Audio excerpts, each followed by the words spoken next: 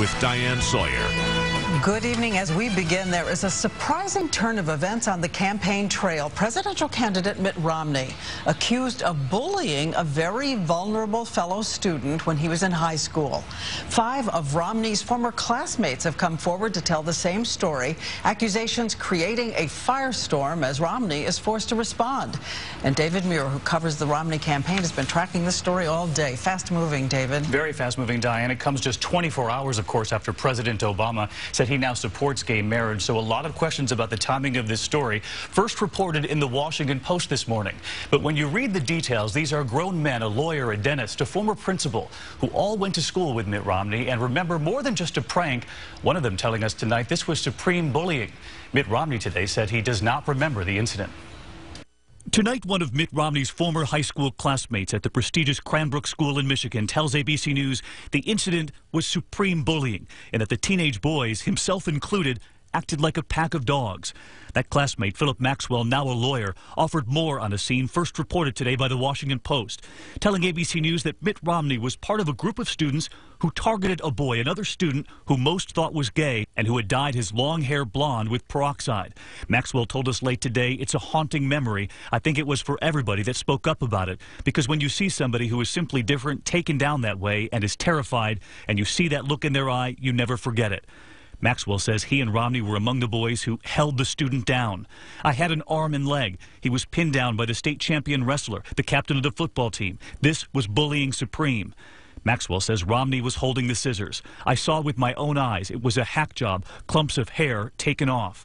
Today, Mitt Romney was asked about the account, first reported in the Washington Post. I had no idea what that individual's sexual orientation might be.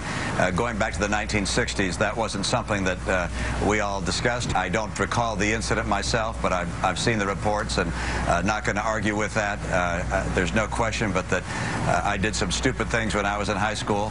And obviously, if I hurt anyone by virtue of that, I would be very sorry for it and apologize for it.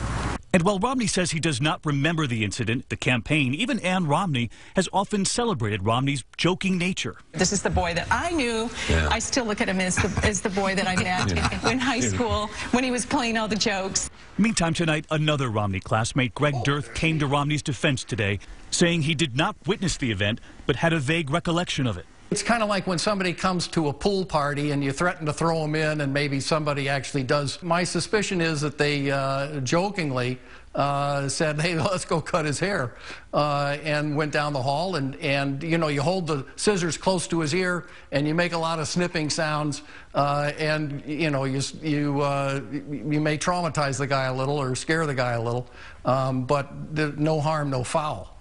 Coming to Romney's defense tonight, I did ask that other former classmate, Philip Maxwell, the man who described that scene in such detail, is he a Democrat, is he a Republican? He says he's voted for both, and in fact, he says he would have voted for George Romney, Mitt Romney's father, had he won the nomination.